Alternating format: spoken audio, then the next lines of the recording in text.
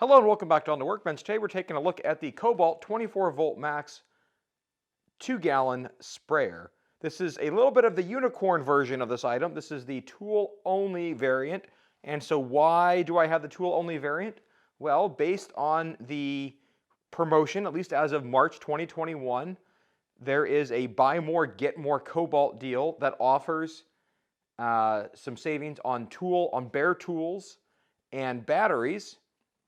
And by going with the tool only and working with my Lowe's manager and being a little bit of persistence, I was able to get this added to the deal, even though the website is not currently letting it go in, but it is tool only and it should qualify. And so I was able to go in store and order this and get the discount and bundle this with a few other items. And so I'm excited for this. I've been looking for a battery sprayer for a while to make just spraying a little easier so I don't have to pump. And so I'm excited to see what this tool offers. And so with any of the Kobalt 24 volt max tools, one of the fun things is to look at the tool grid to see if there's anything new that we haven't seen yet. So far, looking at this grid, at least as of March 2021, there are no tools on the grid that we are not aware of currently. I believe this actually might be the newest tool on this specific tool grid because this is missing the planer specifically on that grid.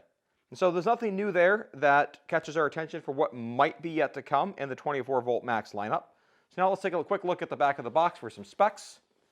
So a couple of key specs here, supposedly up to 36 gallons per charge on a 2.0 battery, 6.3 pounds fully loaded, max comfort, whatever that means, and sprays up to 20 feet. Not sure exactly what that means by 20 feet, but maybe we'll find out. We've got the trigger and a nozzle, the tank, and a measuring cup on there. I think those are probably the most notable items on the tool. So now let's open the box and see what we get inside. All right, so now inside the box,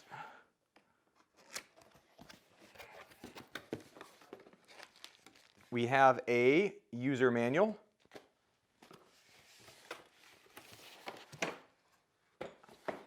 Working our way through the packaging here. Looks like there's going to be some assembly. We've got the trigger. We have the wand assembly. We have some foam.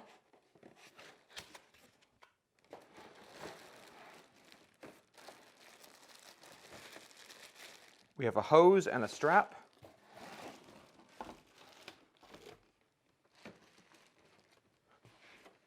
And we have the tool. So a couple things looking at the tool here, you can see there is an insert here intended for where the wand could go whenever you store it. My first impression of this is it would be nice to have a nice completely closed grip, since most of the time when it's actually in use and I'm using the grip, I would want a place to put my thumb. But if I'm using the shoulder strap, then maybe that's not that big of a deal. One of the other details here I want to point out here, for the Kobalt fans, you'll pick up on this, is this says Kobalt on the side, and notice the word that's not present. That's right, that's the word brushless. All the brushless tools always add the word brushless under the word Kobalt, and so I do not believe this to be a brushless tool. Otherwise, they would have specifically made that designation, and they haven't.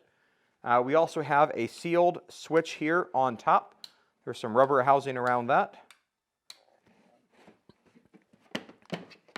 We have some latches on either side that will allow us to separate the unit, if you will, from the tank. There's a little straw here at the bottom with a strainer for it to sip on your spray concoction. And then on the back side, there's a little door that pops up like a visor, and then the battery slides in. We'll check on the battery here in a moment. We'll put that aside, and then we have our tank. And one of the things I will give Lowe's and Kobalt credit for is you can actually buy multiple of these tanks. So if you want to have one for various chemicals or pre-mix several, that would certainly work. There's also this nice little measuring cup here that looks like it goes up to 4 ounces on one side and then 120 milliliters on the other. So that's a nice touch. There's a little rubber O-ring gasket at the bottom for this to go back on and seal. And then presumably you would add your water through this same little fill spot here on the side and then snap on the top.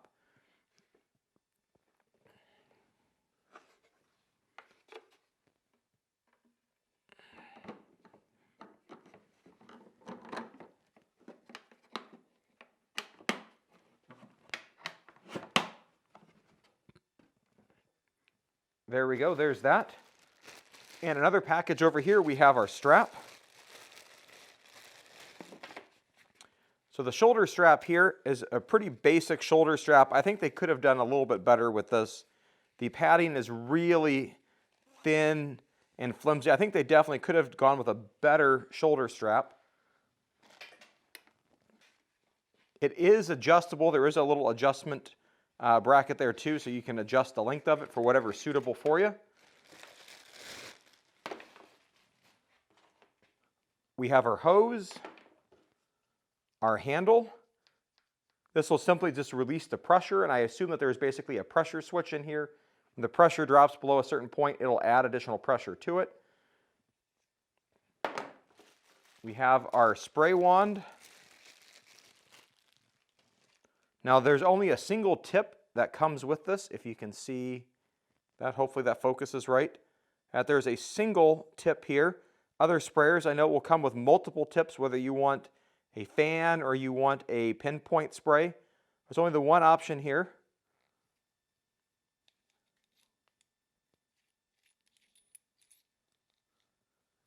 And it is extendable just by adjusting this nozzle, that part there. So that's nice. So you can adjust how long your spray nozzle is. And then we'll go ahead and put this on to the end.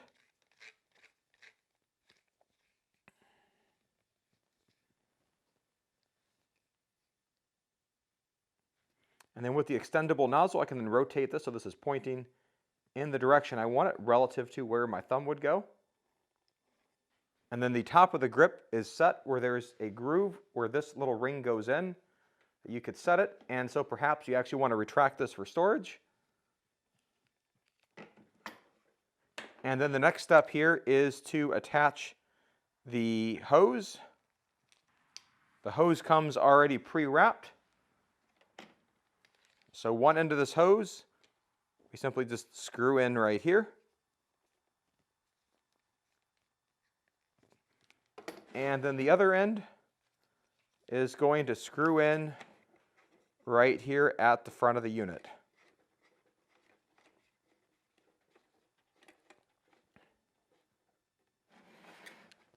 Just like that. Now, one of the things I would advise with a sprayer like this, do not run this sprayer empty. Make sure you've got water in it or something else before you go to actually activate the pump. That there's a good chance you could burn up the pump if you try to run this empty or run the pump dry. So now the next question that I've got is I want to check on what kind of batteries this tool will work with. And so we know the sprayer is sold with a 2.0 amp hour battery, just to see how that goes. You can see there's the 2 amp hour battery, fits fine, plenty of room at the bottom. So let's take a look at the big boy, the 6 amp hour battery.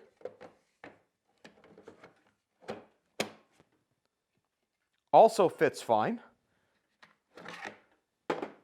And now the interesting one will be the ultimate output battery. Is this compartment large enough to fit this battery in? And it does.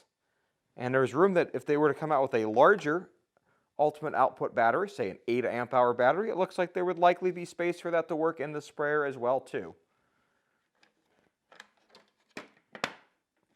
And then the visor closes down, then you can go off and spray.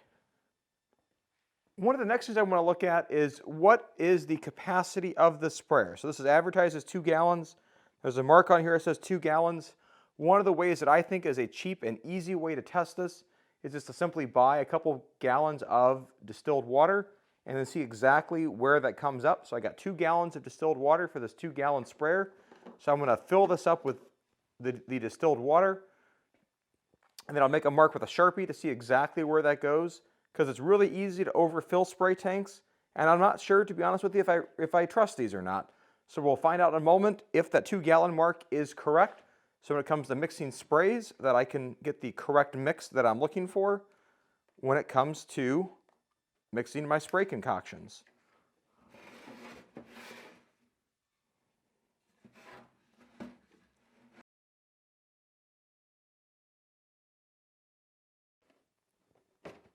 All right, so there's our first gallon down. And let's see how closely that lines up with our mark. Let's make sure first that we're looking at the gallon side. And the gallon side is the one that goes all the way up to 2. We'll have to let this settle down, but it looks like our 1 gallon mark is pretty close. All right, hopefully that's settled, and maybe you can see it there. It looks like the 1 gallon mark is just a little bit above where that water line is on 1 gallon. And now we're going to add the second gallon.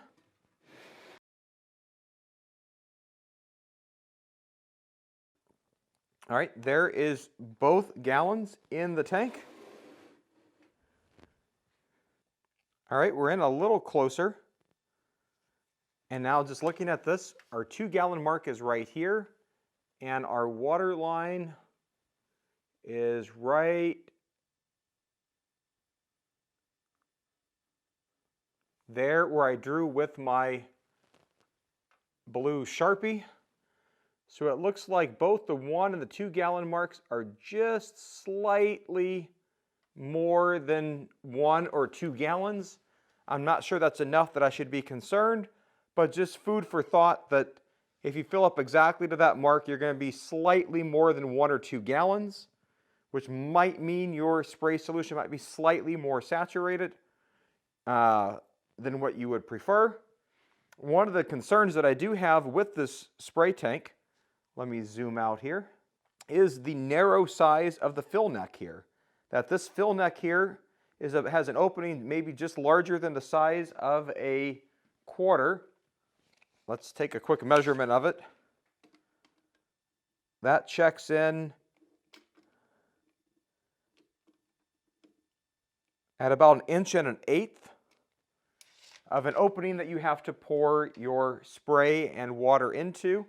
The one advantage of this is it's not going to splash as much on the inside or splash out to get into your eyes or on the ground or someplace you don't intend it to. But you just need to be careful, especially when you're adding water from a hose, that you get the water in here and you're not splashing on everywhere and it gets all over yourself. So I'm pretty pleased with this so far. It'd be nice if that mark were a little bit closer. And then from here, we just simply screw on our cup. That we would use that to measure out a chemical. We're not going to be measuring out any chemicals right now. We're simply going to be looking at the sprayer. Put the other latch back. And now we've got the sprayer here all set to go. Let's look at the bottom side of this right quick here, just so we can see what we've got. We've got our drinking straw, if you will, or our siphon straw for it to draw the suction from. There is a little filter screen on the bottom there and some feet to keep it off the bottom to hopefully keep debris from getting in it. But in the event that you do get some debris in your tank, which hopefully you don't, you may need to check that to make sure that doesn't get clogged up. And then now we're all set to go spray. And so I'll show you what this looks and sounds like outside, just with the distilled water. In my opinion, since this is a brand new sprayer, I don't know what other chemical residues are left inside the sprayer. So I want to make sure I get some water pushed through this here before I start putting it into my yard. I know it might be a little finicky here, but the brand new plastics and everything else that are inside there, it'd be nice just to run that out so I'm not accidentally risking getting some oil or something else into my yard. I'd rather just get some water pushed through there and make sure the pump is all primed and good to go. So let's go outside. It's a little dark, but I'll turn out the lights on my driveway, and then hopefully we'll be able to see the pattern that this nozzle puts out. Now we're outside on my driveway right in front of my garage door here, so you can use a standard 2-car garage door here as a reference. I've got a fully charged ultimate output battery in there and the the full 2 gallons of distilled water. Just right here for a quick spray in front of the camera.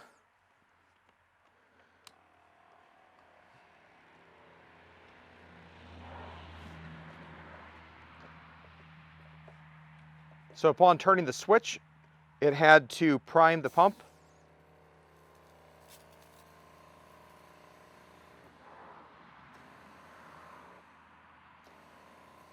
And we're getting a pretty wide, wet area.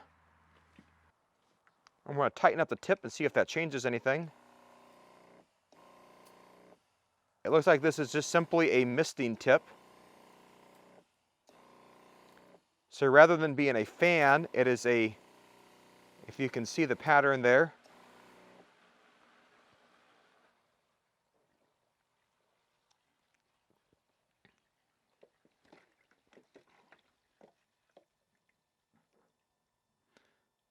so now maybe you can see the pattern here, and every time I press it on, it is activating the pump that's on the side of me here. It's a very low sound. It's not that annoying.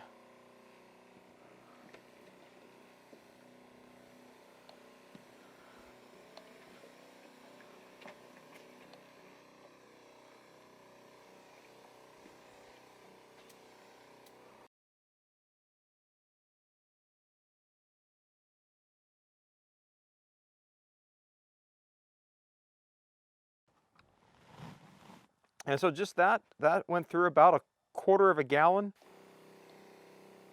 Upon further playing around with this, I was able to figure out how to get a pinpoint tip. If you adjust this nozzle when it's all the way tight and all the way tightened down, it gives you the spray pattern of the fan, like the mist pattern. If I loosen this up, I can turn this into the pinpoint spray that I desire.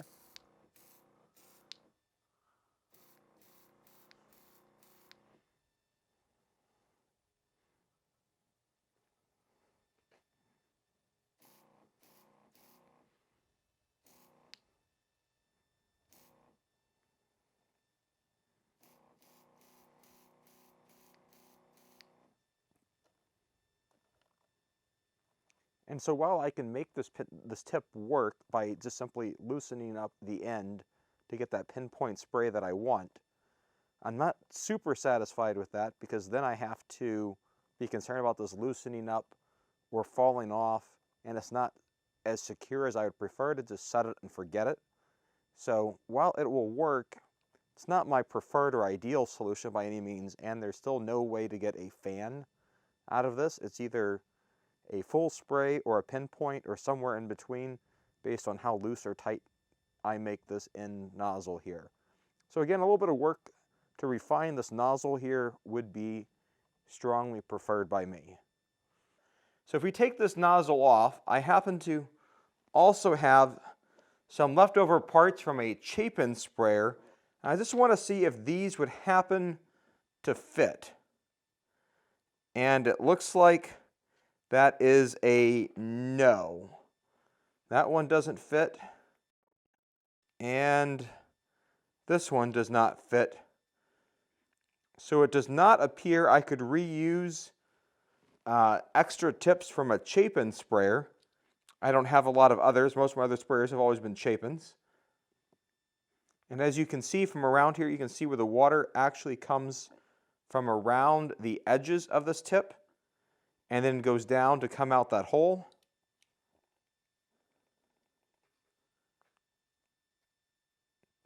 And then causing it to fan out.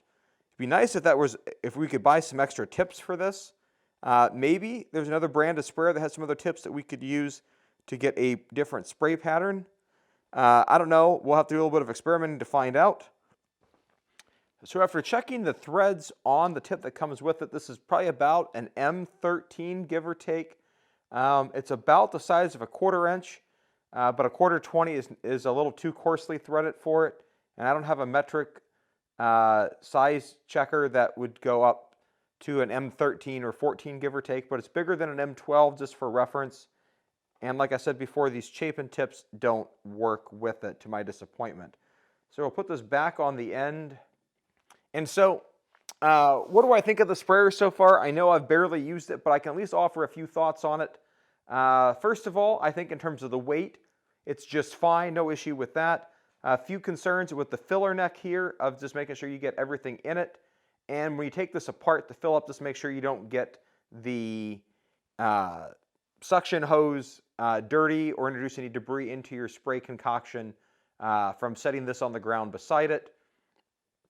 The grip that's up here, we'll call it okay. I mean, it works fine like this if you're going to carry it around.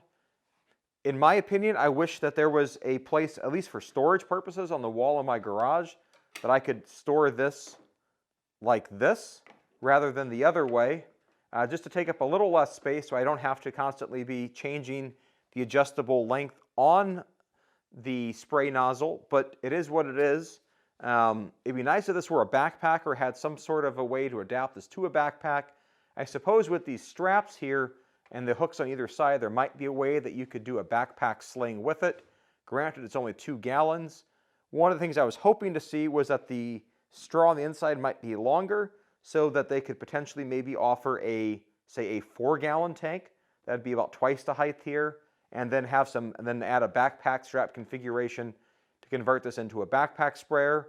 But I think for yards that are probably about I don't know, half an acre or smaller, this should be fine. Again, it depends on what you're actually trying to spray for. In my case, I like to just spot spray for weeds. I don't do a lot of blanket spraying in general. And so I think that this will probably suit my needs very well, with the exception of my concern about the tip of not being a pinpoint tip to get exactly what I'm trying to eradicate and spray away. So that's my thoughts on this. I'm also happy that it works with the ultimate output battery, the 6 amp hour battery, so you should be able to spray for quite a while with it. And the weight, well, most of the weight anyway is going to be contained in the water. I can't complain about that. Strap could be a little better in terms of what's provided with it, but I'm happy that Kobalt came out with this. And I think for $70, at least that's what the bare tool goes for, minus the discount that I got, I was able to get up all the way up to the $300 worth of Kobalt stuff and got $100 off of that. So I thought that actually worked out to be a pretty good deal when you prorate that down for the discount. I didn't really need any more chargers. I've got plenty of those, although they had to actually send it to me, but I got it within like about 3 days, so I was fine with that. And so with that, that's your look at the Kobalt 24-volt 2-gallon sprayer. Questions or comments, put it down below. Give it a thumbs up if you haven't already done so. Thanks for watching, and have a great day. Bye.